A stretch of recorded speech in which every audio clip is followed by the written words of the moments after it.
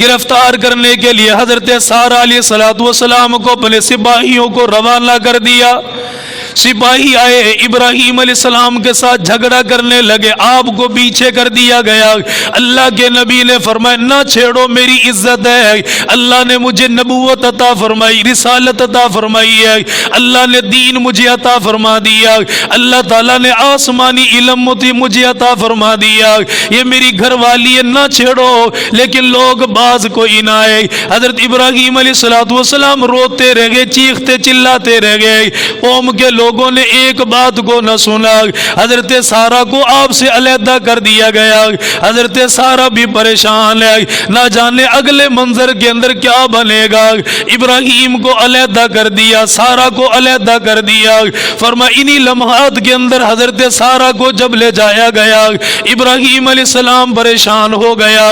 اللہ تعالیٰ فرما رہا ہے اے میرے بندو، اگر پریشانی آ جائے ابراہیم علیہ السلام کا طریقہ یاد کر لینا، میری سارہ کا طریقہ یاد کر لینا۔ ان کے اوپر جب پریشانی آئی ہے، ابراہیم علیہ السلام مصلی بچھا کر اللہ کے سامنے بیٹھ گئے۔ فرمایا اللہ میں نے آپ کا نام لیا، مجھے آگ کے اندر ڈال دیا گیا، اللہ میں نے آپ کا نام لیا، میرے گھر کے اندر سے نکال دیا گیا، میرے خاندان کے اندر سے نکال دیا گیا، اللہ اب تو حالات اتنے زیادہ شدید بن گئے، میری عورت کو بھی اٹھا لیا گیا۔ اللہ تعالیٰ نے فرمایا ابراہیم پریشان نہ ہونا، میں آپ کی آنکھوں کے سامنے پردوں کو ہٹا دوں گا، آپ کو دکھاؤں گا جیسے آگ میں آپ کی حفاظت فرمائی، ایسے ہی حضرت سارہ کی دربار کے اندر حفاظت فرماؤں گا۔ دربار کے اندر لا کر حضرت سارہ علیہ السلام کو کھڑا کر دیا گیا۔ اللہ کے نبی کی عزت ہے، معصوم ہے، فرعون کے سامنے لا کر کھڑا کیا گیا، ظالم ہے، گندی نظر ڈالی ہے، حضرت سارہ کی طرف اپنے ہاتھ بڑھانا چاہ رہا ہے، حضرت سارہ کی آنکھوں کے اندر سے آنسو نکل رہا ہے، وہ معصوم عورت ہے، اللہ کی بندی ہے، آج کی دنیا دار عورتوں کو بھی پیغام دے رہی ہے، پریشانی گھر کی طرف سے آ جائے، پریشانی سسرال والوں کی طرف سے آ جائے، پریشانی گھریلو آ جائے، کوئی مسئلہ نہیں ہے، اللہ نے مصلی دے دیا، اللہ نے نماز عطا فرما دی ہے۔ کبھی تہجد کی نماز میں رو کر اللہ سے مانگ لو، کبھی نمازوں کے اوقات میں دامن پھیلا کر اللہ سے مانگ لو، کبھی ذکر اذکار کر کے اللہ کے سامنے دامن پھیلا لو، وہی اللہ جو پریشانیوں کو دور فرمائے گا۔ حضرت سارہ نے اللہ کی طرف اپنی توجہ کو فرما لیا، فرمایا اللہ آپ کو معلوم ہے ہمارے آگے پیچھے کوئی نہیں ہے، اللہ ان لوگوں نے ہمیں تنہا چھوڑ دیا، میری اللہ تو ہی مدد کرنے والا، تو ہی حفاظت کرنے والا۔ حضرت سارہ نے دامن پھیلایا، حدیث کی کتابوں کے اندر موجود ہے فرعون کو ایسا مرض لگا، ایسا مرض لگا، سارا جسم سکڑ گیا، سارے جسم کے اندر تکلیف ہو رہی ہے، زمین کے اوپر بیٹھ گیا اور رونے لگ گیا، حضرت سارہ کے سامنے دامن پھیلا لیا، کہنے لگتا ہے کوئی خدا کی بندی ہے، لگتا ہے کوئی بہت پاک باز انسان ہے، اللہ کی بندی میرے لیے اللہ سے اللہ کی بارگاہ میں دعا کرو، میں توبہ کرتا ہوں آئندہ کے بعد برا ارادہ نہیں کروں گا۔ کتنا بڑا کلیجہ ہے نبی کی بیوی کا، کتنا بڑا دل ہے حضرت سارہ کا، ابھی عزت کے ساتھ کھیلنے کی کوشش کر رہا ہے، ابھی آپ کی عزت کو داغدار کرنے کی کوشش کر رہا ہے، لیکن نبی کا حرم ہے، اتنا بڑا دل اللہ نے عطا فرمایا۔ جب وہ معافی مانگنے لگا حضرت سارہ نے اسی وقت معاف فرما دیا، معافی نہیں فرمایا، اس کے لیے دعا بھی فرمائی، اللہ اسے ٹھیک فرما دے۔ جب یہ ٹھیک ہوا اس نے پھر برائی کا ارادہ کیا، کہتے 3 دفعہ اس نے یہی معاملہ کیا، حضرت سارہ 3 دفعہ اس کے لیے دعا کرتی رہی، بالآخر یہ سمجھا کہ یہ پاک باز انسان ہے، میں کچھ نہیں کر سکتا، اس نے آزاد کرنے کا ارادہ کر لیا، اپنے سپاہیوں کو بلایا، اپنے سپاہیوں کو بلانے کے بعد کہنے لگا یہ انسان نہیں، شاید کوئی اور مخلوق ہے جسے میرے دربار کے اندر لے کر آئے ہو، اسے لے کر چلے جاؤ۔ اس نے حضرت سارہ کو آزاد کر دیا۔ آزاد کرتے وقت کہنے لگا میں نے تجھے آزاد کیا تیری خادمیت کے لیے، تیری خدمت کے لیے، جو تیرے راستے کے اندر تیرے کام آئے گی، جو سفر کے اندر تیرے کام آئے گی، جو حضر کے اندر تیرے کام آئے گی، چلتے پھرتے تیرے کاموں کو کرتی رہے گی۔ میں حضرت ہاجرہ کو تیرے حوالے کر رہا ہوں۔ کون ہاجرہ؟ جن کے بطن سے اللہ تعالیٰ نے حضرت اسماعیل علیہ السلام کو عطا فرمایا۔ حدیث کی کتابوں کے اندر اشارہ موجود ہے، فرمایا سارہ کو لایا گیا دربار کے اندر۔ وجہ کیا تھی؟ حضرت ہاجرہ کو یہاں سے نکالنا تھا۔ حضرت ہاجرہ جوانی کے اندر قدم رکھ رہی ہے، اللہ نے گندی نگاہوں سے اسے پاک رکھنا تھا، ان کی نظروں سے اسے بچانا تھا، اللہ تعالیٰ نے اس کی حفاظت فرمانی تھی۔ حضرت سارہ کو دربار کے اندر لایا گیا، جب اسے آزاد کر دیا گیا، فرعون کہنے لگا ہاجرہ کو تیرے حوالے کر دیا، یہ تیرے ساتھ رہے گی۔ حضرت سارہ ہاجرہ کو لے کر آ گئی، ابراہیم علیہ السلام کے پاس پہنچے۔ حضرت سارہ نے فرمایا ابراہیم پریشان نہ ہونا، اللہ نے میری حفاظت فرمائی ہے۔ ابراہیم علیہ السلام فرمانے لگے او سارہ تیری زبان کی حرکت کی ضرورت کوئی نہیں، اللہ کی قسم یہاں بیٹھے بٹھائے اللہ نے میری آنکھوں کے ساتھ سارا معاملہ مجھے دکھا دیا۔ تیری کیسے حفاظت فرمائی؟ اللہ نے پردے ہٹائے مجھے خود دکھایا ہے۔ حضرت سارہ نے فرمایا کہ یہ میرے حوالے لونڈی کی گئی خادمہ، میں یہ آپ کی خدمت کے اندر دیتی ہوں، اسے قبول فرماؤ۔ تو حضرت ابراہیم علیہ السلام نے حضرت ہاجرہ کے ساتھ نکاح فرمایا۔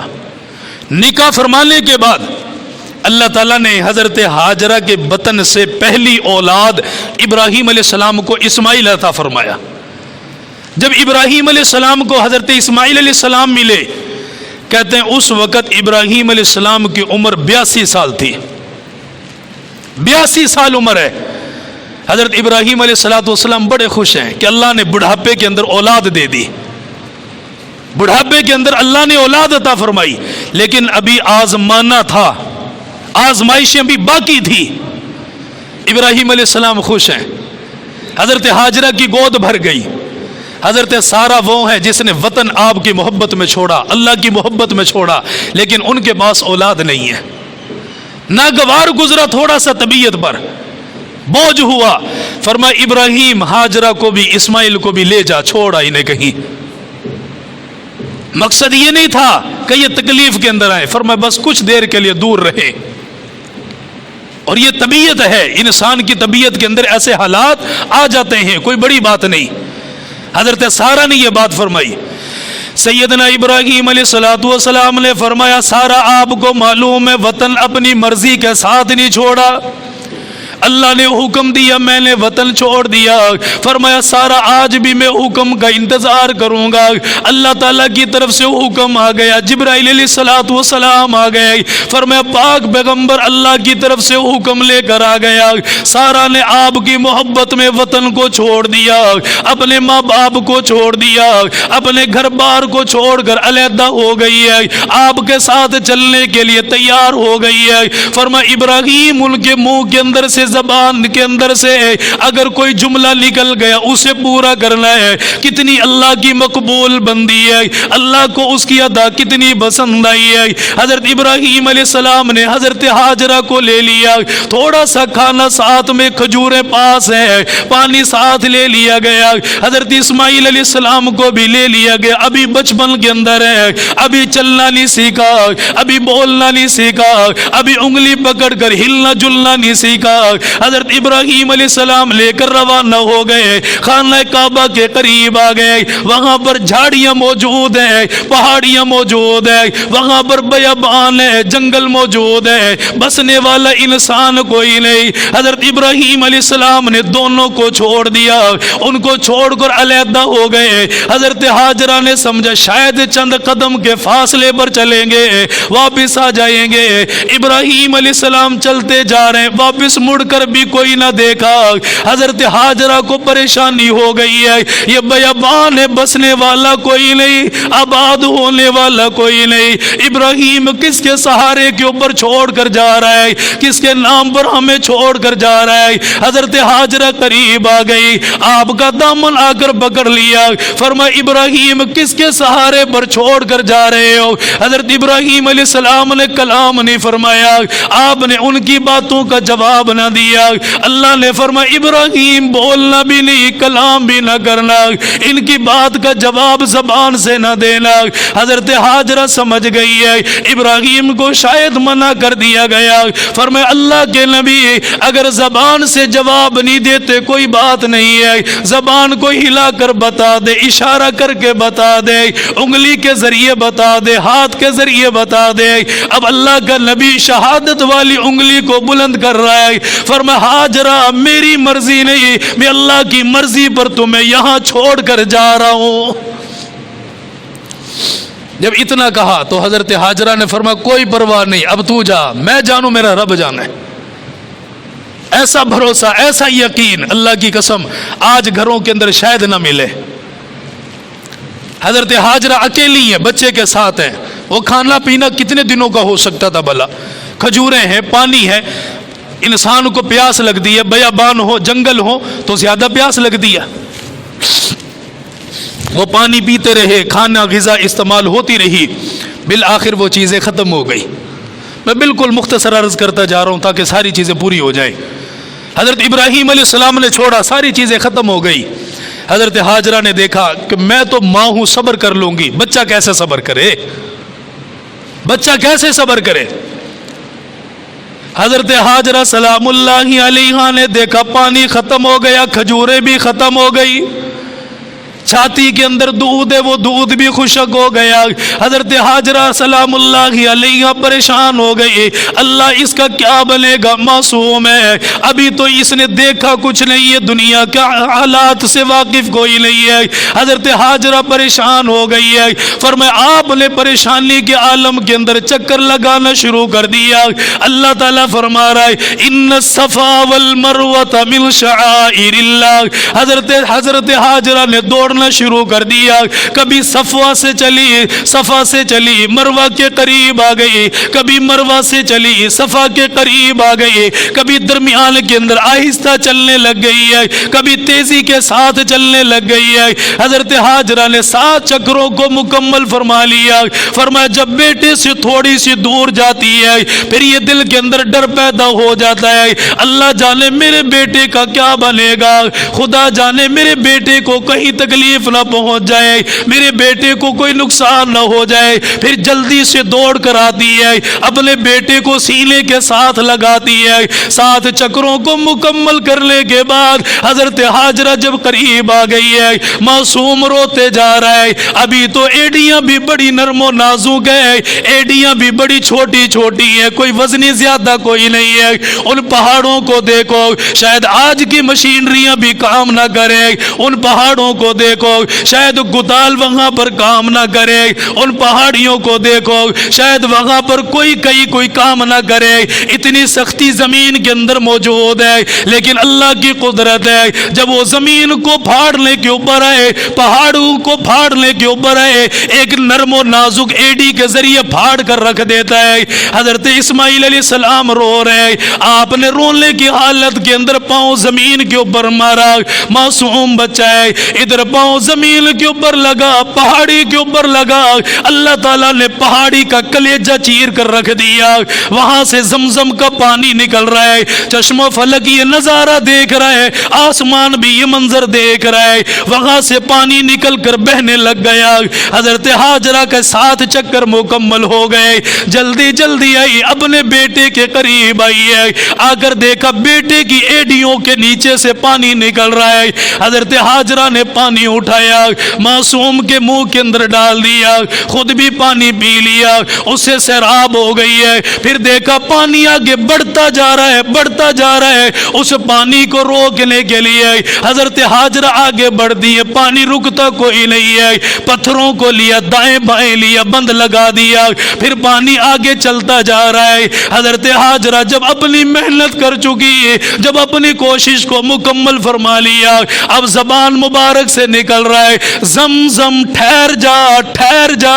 इतना जुमला बोला, अल्लाह ने जबान के अंदर इतनी तासीर रखी है, अल्लाह ने पानी को उसी जगह पर महदूद फरमा दिया. हदीस की किताबों में अल्लाह के नबी ने फरमाया, अगर हाजरा ये ना कहती ज़म-ज़म, ज़म-ज़म का मानना क्या होता है? ठहर जा, ठहर जा, रुक जा. जैसे हम कहते हैं ना किसी को बुलाएं और फिर वो चलता ही जाए, चलता ही जाए, उसे कहते हैं ठहर जा यार, रुक जा. तो हजरत हाजरा ने वही फरमाया, पानी से ठहर जा, ठहर जा. फरमाया वो पानी रुक गया. आपने फरमाया अगर हाजरा ये ना कहती तो आज ज़म-ज़म का पानी पूरी दुनिया के अंदर फैल चुका होता. अल्लाह ने उस पानी में तासीर रखी है. 10 साल रखो, 50 साल रखो, ढक्कन बंद हो, उस पानी की तासीर नहीं बदलती, उसका जायका नहीं बदलता, उसका रंग नहीं बदलता, उसकी लज्जत नहीं बदलती. अल्लाह ने बीमारियों के लिए, बीमारों के लिए शिफा रखी है उसके अंदर. इसलिए फरमाया हज पे जाओ, उम्रे पे जाओ, सबसे पहला काम क्या करो? ज़म-ज़म का पानी पियो, रज के पियो, कि अल्लाह इसके ज़रिए से जिस्म को पाक कर देता है. बहरहाल हज़रत इस्माइल मिले. अब अल्लाह ताला ने हज़रत इब्राहीम अलैहिस्सलाम उंगली पकड़ कर चलना शुरू करते. इम्तिहान आते हैं, काबा भी तैयार होता, सारी चीज़ें हैं. इब्राहीम अलैहिस्सलाम की उंगली पकड़कर इस्माइल अलैहिस्सलाम चलना सीखते हैं और चलने लगते. 82 साल की उम्र के अंदर जो औलाद मिली हो, आप अंदाजा लगाएं उससे कितनी मोहब्बत होगी यार, उससे कितना प्यार होगा. हजरत इब्राहीम अलैहिस्सलाम को भी यही हाल था, मोहब्बत बेपना. और हदीस शरीफ के अंदर है कि अपने बच्चों से प्यार किया करो, इनके ऊपर खर्च करना भी सदका है. खर्च करना क्या है भाई? लेकिन हलाल की कमाई. कौन सी कमाई? हलाल. सदका है हलाल की कमाई. अपनी औलाद पर खर्च करना, अपनी औलाद के लिए मेहनत करना, ये भी अल्लाह ताला इबादात के अंदर शुमार करता है. खर्च करो दिल खोल कर, लेकिन इसराफ ना हो, हुदूद से आगे ना हो, औलाद बिगड़े ना, फजूल किस्म की चीज़ें ना हो. सदके का सवाब है. हज़रत इब्राहीम अलैहिस्सलाम उंगली पकड़कर बेटे को बाहर लेकर जाते हैं, चलाते हैं, दोस्तों के पास लेकर जाते हैं. मकाम मिल चुका है, नाम मिल चुका है, शोहरत मिल चुकी है, नाम से इब्राहीम अलैहिस्सलाम के लोग वाकिफ हो चुके हैं. अल्लाह ताला इब्राहीम अलैहिस्सलाम को मुतनब्बे फरमाते हैं. सैयदना इब्राहीम अलैहिस्सलातु वस्सलाम ने बेटे का दामन पकड़ा, चलाना शुरू कर दिया. मासूम में दाएं बाएं चलने लगा. अल्लाह ताला ने इब्राहीम अलैहिस्सलातु वस्सलाम को ख्वाब के अंदर फरमा दिया. 23वां पारा सूरह साफात के अंदर अल्लाह ताला फरमा रहा है कि या बुनैया इन्नी अरा फिल मनाम. इब्राहीम अलैहिस्सलातु वस्सलाम सोए हुए ख्वाब नजर आ गया. अल्लाह ताला ने फरमा दिया, जुल्हज्जा की 8वीं तारीख है, अल्लाह फरमा रहा है मेरे इब्राहीम मेरे नाम पर सदका कर दे. इब्राहीम अलैहिस्सलातु वस्सलाम ने 100 ऊँटों को कुर्बान कर दिया. फिर 8वीं रात आ गई है, फिर अल्लाह फरमा रहा इब्राहीम मेरे नाम पर सदका करो. अब इब्राहीम अलैहिस्सलाम ने 100 ऊँट और कुर्बान कर दिए. अगर मेरा तेरा जैसा होता, हम सबसे पहले छोटी चीज को तलाश कर दे, छोटी चीजों को लेकर आते, लेकिन इब्राहीम ने दिल खोल कर अल्लाह के नाम पर सदका कर दिया. फरमाया 3री रात आ गई है, अरफा की रात आ गई है. अरफा की रात इसीलिए कहा जाता है, इस रात में इब्राहीम अलैहिस्सलाम पहचान गए मेरा अल्लाह किस चीज का मुतालबा कर रहा है, मेरा अल्लाह किस चीज को मांग रहा है. हजरत इब्राहीम अलैहिस्सलाम सोए हुए, अल्लाह ने फरमा दिया इब्राहीम ऊँटों की कुर्बानी कोई नहीं, उस चीज की कुर्बानी करो जो तुझे सबसे ज्यादा महबूब है, जो तुझे सबसे ज्यादा पसंद है. इब्राहीम अलैहिस्सलाम समझ गए बात कुछ और नहीं है, बात इस्माइल अलैहिस्सलातु वस्सलाम की है. इससे ज्यादा महबूब और क्या चीज हो सकती है. अगला दिन آ گیا۔ ابراہیم علیہ السلام نے حضرت اسماعیل کی والدہ سے فرما دیا میرے بیٹے کو تیار کر دیا جائے، آنکھوں کے اندر سرما ڈال دیا جائے، سر کے اندر تیل لگا دیا جائے، اعلیٰ قسم کا کپڑا میرے بیٹے کو پہنا دیا جائے۔ حضرت ہاجرہ نے فرمایا ابراہیم خیر تو کہاں لے کر جا رہا ہے؟ فرمایا دوستوں کے پاس لے کر جاؤں گا، کسی بڑے کے پاس ملانے کے لیے لے کر جاؤں گا۔ حضرت ہاجرہ نے تیار کر دیا، تیار کرنے کے بعد ابراہیم علیہ السلام کے ساتھ روانہ کر دیا۔ اللہ کا نبی گھر سے نکل رہا ہے، بغل کے اندر چھری کو چھپایا ہوا ہے، راستے کے اندر چلتے ہوئے آپ نے رسی کو بھی بغل کے اندر لیا ہوا ہے۔ گھر کے اندر حضرت ہاجرہ کو نہیں بتایا، عورت ذات ہے کہیں رونا شروع نہ کر دے، واویلا نہ کر دے۔ ابراہیم علیہ السلام چلتے چلے گئے، آپ بیابانوں کی طرف چلے گئے۔ ادھر شیطان کو پتہ چلا ادھر ادھر کے چکر لگاتے پھر رہے، سب سے پہلے حضرت ہاجرہ کے قریب آ گیا، آ کر کہنے لگا ہاجرہ اسماعیل کہاں چلا گیا؟ حضرت ہاجرہ نے فرمایا اپنے باپ ابراہیم کے ساتھ چلا گیا۔ کہاں پر گیا؟ دوستوں کے ساتھ ملانے کے لیے گیا، عزیز و قریب کے پاس چلا گیا۔ حضرت ہاجرہ نے یہ فرمایا، شیطان کہنے لگا نہیں نہیں، وہ تو تیرے بیٹے کو ذبح کرنے کے لیے لے کر گیا، قربان کرنے کے لیے لے کر گیا۔ حضرت ہاجرہ کو جب یہ کہا گیا، آپ نے فرمایا مردود یہاں سے نکل جاؤ، بھلا کوئی باپ اپنے بیٹے کو ذبح کیا کرتا ہے؟ آج تک دنیا نے یہ منظر نہ دیکھا۔ ہائے شیطان بھی ایک ایسا وقت آ گیا سچ بولنے کے اوپر مجبور ہو گیا۔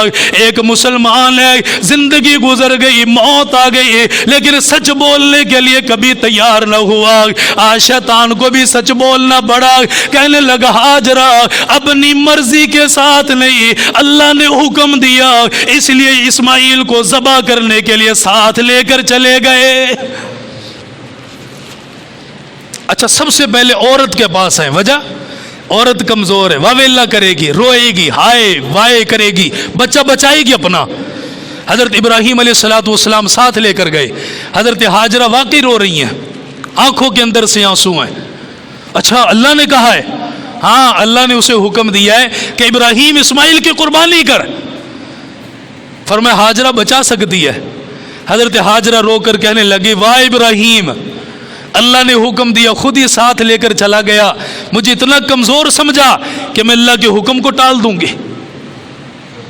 میں والدہ تھی، مجھے بتایا تو ہوتا، میں اپنے بیٹے کو خوشی خوشی روانہ کر دی کہ میرا بیٹا اللہ کے حکم پر قربان ہونے جا رہا ہے۔ شیطان نے دیکھا یہاں وار نہ چلا تو حضرت اسماعیل علیہ السلام کے پاس ہے، بچہ ہے نا، اسے شاید بہلا لوں گا، اس کے کان کے اندر کا پتہ کیا ہونے جا رہا ہے؟ کہا نہیں، کہا ابھی تیرا باپ تجھے قربان کرے گا، تیرا باپ تجھے ذبح کرے گا۔ حضرت اسماعیل علیہ السلام بھی بالآخر نبی بننے والے ہیں اور انتہا کے خوبصورت تھے۔ یقین جانو جس کی پیشانی کے اندر آخری نبی کا نور نبوت چمک رہا ہو وہ خوبصورت نہیں ہوگا؟ حضور اکرم صلی اللہ علیہ وسلم کس کی اولاد کے اندر سے ہیں بھائی؟ حضرت اسماعیل علیہ السلام کی اولاد کے اندر سے، تو وہ نور نبوت اسماعیل علیہ السلام کی پیشانی میں چمک رہا تھا، وہ کتنا خوبصورت ہوگا۔ حضرت اسماعیل علیہ السلام بھی روتے نہیں، واویلا نہیں کرتے۔ باپ کو دیکھا کہ بیابان جنگلوں کے اندر، ابا یہاں کون ہے؟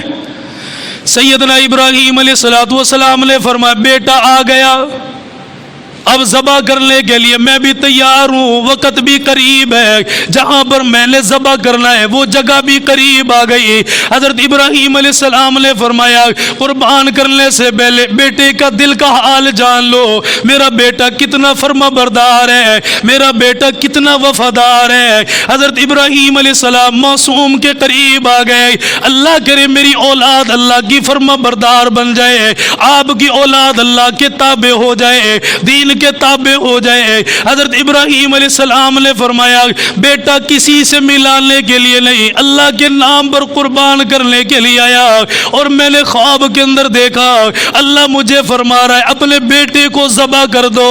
حضرت اسماعیل علیہ السلام نے جب یہ سنا، سننے کے بعد فرمایا ابا دیر نہ کر، جلدی کر، اللہ کے حکم کو پورا کر دے۔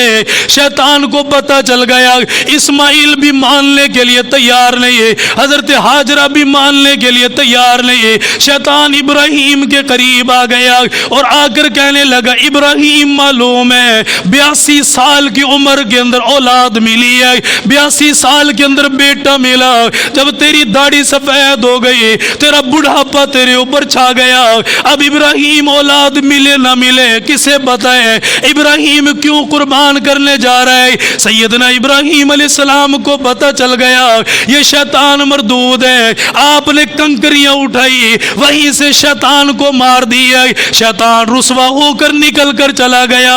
اللہ کا نبی اسماعیل علیہ السلام کے قریب آ گیا، آنکھوں کے اوپر پٹی باندھ دی گئی ہے۔ حضرت اسماعیل علیہ السلام نے فرمایا ابا آپ میرے باپ ہیں، ابا میں آپ کے ادب و احترام کو جانتا ہوں، آپ میرے ہاتھوں کو باندھ دیں، میرے پاؤں کو باندھ دیں، کہیں ایسا نہ ہو جب آپ مجھے ذبح کریں گے میرے پاؤں حرکت نہ کرنے لگ جائیں، کہیں آپ کو تکلیف نہ ہو جائے۔ حضرت ابراہیم علیہ السلام نے پاؤں کو بھی باندھ دیا، دونوں ہاتھوں کو بھی باندھ دیا، پھر آپ کے گلے کے اوپر چھری چلائی گئی ہے، لیکن چھری کوئی نہ چلی، 3 مرتبہ یہ معاملہ کیا گیا۔ زمین یہ منظر دیکھ رہی ہے، آسمان یہ منظر دیکھ رہے ہیں، اتنے سالوں کے جمعہ بڑھاتے ہوئے آج تک ان تحریرات کو بڑھا، ان واقعات کو بڑھا، مکمل کبھی نہ بڑھ پایا، آنکھوں کے اندر سے آنسو نکلتا ہے۔ وہ کیسی داستان ہے، ایک باپ اپنے بیٹے کو اللہ کے نام پر قربان کر رہا ہے۔ حضرت اسماعیل علیہ السلام لیٹے ہوئے رونا شروع نہیں کرتے، چیخ نہیں مارتے، اپنے باپ کو واسطہ نہیں دیتے۔ حضرت ابراہیم علیہ السلام نے زور لگایا، پھر اسماعیل کہتا ابا ایسے شاید چھری نہ چلے، مجھے الٹا لٹایا جائے، میرے سر کے بالوں کو اوپر پکڑو، میرے گلے کے اوپر چھری چلاؤ۔ حضرت ابراہیم علیہ السلام نے یہی معاملہ کیا، چھری کوئی نہ چلی ہے، چشم و فلک نے وہ منظر بھی دیکھ لیا، پھر اچانک چھری چلتی ہے، ابراہیم علیہ السلام کی آنکھیں بند ہیں، اسماعیل علیہ السلام زمین کے اوپر لیٹے ہوئے، اچانک دیکھا ہاتھوں کو تازہ خون لگا ہوا ہے۔ ابراہیم علیہ السلام نے آنکھیں کھولی ہے، آنکھیں کھول کر دیکھا بیٹا سلامت ہے، اللہ نے اس کے بدلے کے اندر جنت سے دمبا بھیج دیا۔ ابراہیم قربانی قبول ہو گئی ہے۔ قد صدقت الرؤیا، صدقتا مانا سچ ہے، رویا خواب ہے، قد صدقت الرؤیا آپ نے اپنا خواب سچ کر دکھایا۔ انا کذالک نجزی المحسنین، ہم اسی طریقے کے ساتھ اچھے نیک لوگوں کو بدلہ دیتے ہیں۔ وفدیناہ بذبح عظیم، ہم نے یہ فدیے کے اندر دمبا دے دیا ہے، یہ کہاں سے آیا؟ جنت سے آیا ہے، اسے قبول فرما لیں۔ اب یہ قربانی ہے جو ابراہیم علیہ السلام نے کر کے دکھائی، وہاں اولاد قربان کرنے کے لیے تیار ہے۔ یقین جانے یہاں اولاد نہیں، اللہ تعالیٰ صرف مال کے اندر سے قربانی مانگ رہا ہے، اور وہ بھی ان سے جو صاحب استطاعت ہے۔ اگر اللہ یہ کہہ دیتا سب قربانی کرو بھائی، ہم پابند تھے نا اللہ کے حکم کے، سب نے کرنی پڑ رہی تھی، لیکن اللہ نے کیا فرمایا؟ سب نہیں، وہ قربانی کریں جو کر سکتے ہیں، وہ قربانی کریں۔ اور اس کے باوجود وہ لوگ حدیث کے اندر ہے جو قربانی کر سکتے ہیں پھر قربانی نہ کریں، جان بوجھ کر نہ کریں۔ اللہ کے نبی نے فرمایا ایسا شخص یاد رکھے وہ ہماری عیدگاہ کے قریب نہ آئے۔ یہ کہنے سننے کے اندر الفاظ بڑے آسان ہیں، فرمایا وہ شخص ہماری عیدگاہ کے قریب نہ آئے، مطلب کیا تھا کہ وہ عید کی نماز ہمارے پیچھے ادا نہ کرے، یہاں سے وہ چلا جائے۔ اللہ کے نبی علیہ الصلوۃ والسلام مدینہ منورہ کے اندر کتنے سال رہے بھائی؟ کتنے سال؟ قربانی کتنے سال فرمائی؟ 10 سال۔ آپ کے جانے کے بعد آپ نے وصیت کس کو فرمائی بھائی؟ حضرت، حدیثیں یاد ہیں آپ کو؟ میں یہی چاہتا ہوں، حدیثیں آپ کو یاد ہے۔ 10 سال مسلسل قربانی فرمائی، ایک اپنی طرف سے اور ایک اپنی امت کی طرف سے۔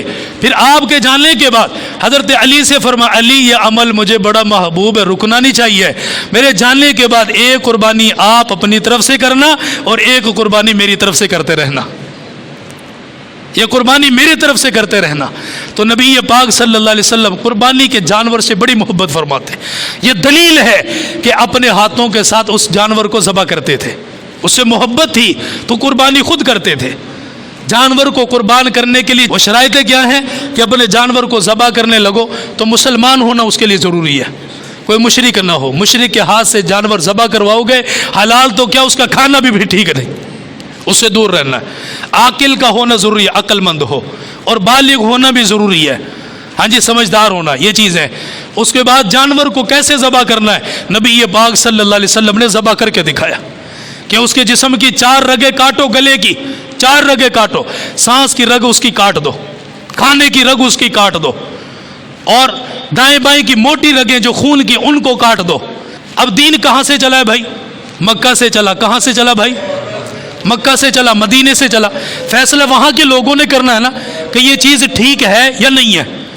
جب مدینے کے لوگوں نے بھینس کو اور یہ کہا کہ یہ اس جیسی ہے، مکہ کے لوگوں نے تسلیم کر لیا، ان کے لوگوں نے فتویٰ جاری کر دیا، تو آج کے یہاں کے بچونگڑے ان کی کیا حیثیت ہے کہ وہ یہ کہیں کہ بھینس کی قربانی نہیں، پڈے کی قربانی نہیں، سارے سال کھاتے موت نہیں پڑتی؟ جن دنوں کے اندر ایک وائرس آیا تھا، وائرس جب یہ پھیلا تو ان دنوں کے اندر کہہ دیا کہ بھائی اب پڈے کی قربانی ٹھیک ہے، چونکہ گائے کی قربانی ان کے اندر یہ وائرس زیادہ لگا ہوا تھا۔ تو ان چیزوں سے اپنے آپ کو بچا کر رکھے، لوگوں کو گمراہ کرنے کی کوشش کرتے۔ تو وہ جانور جس کے اندر گوشت زیادہ ہو، وہ جانور اللہ کو بہت ہی زیادہ پسند ہے۔ تو صحابہ نے کہا کہ یا رسول اللہ ما ھذہ الاضاحی، یہ قربانی کیا ہے؟ آپ نے فرمایا قال سنت ابیکم ابراہیم، ابراہیم علیہ السلام کی سنت ہے۔ تو یا رسول اللہ قالوا فما لنا فیہا، یا رسول اللہ ہمارے لیے اس کے اندر کیا ہے؟ آپ نے فرمایا ہر بال کے بدلے اللہ تعالیٰ ایک نیکی عطا فرمائے گا۔ تو صحابہ نے کہا قالوا فالصفوف یا رسول اللہ، یا رسول اللہ جن کے جسم کے اوپر بال نہیں اون ہے ان کا کیا حکم ہے؟ فرمایا آپ نے فرمایا ہر بال کے بدلے ایک نیکی ہے، اور ایک اون کے بدلے میں بھی اللہ تعالیٰ ایک نیکی عطا فرمائے گا۔ آگے فرمایا فطیبوا بہا نفسا، محبت کے ساتھ کرنی ہے۔ تو کوشش کریں گے بھائی قربانی کریں گے، جن کے اوپر یہ قربانیاں ضرور کریں، قربانی سے ڈنڈی نہ ماریں۔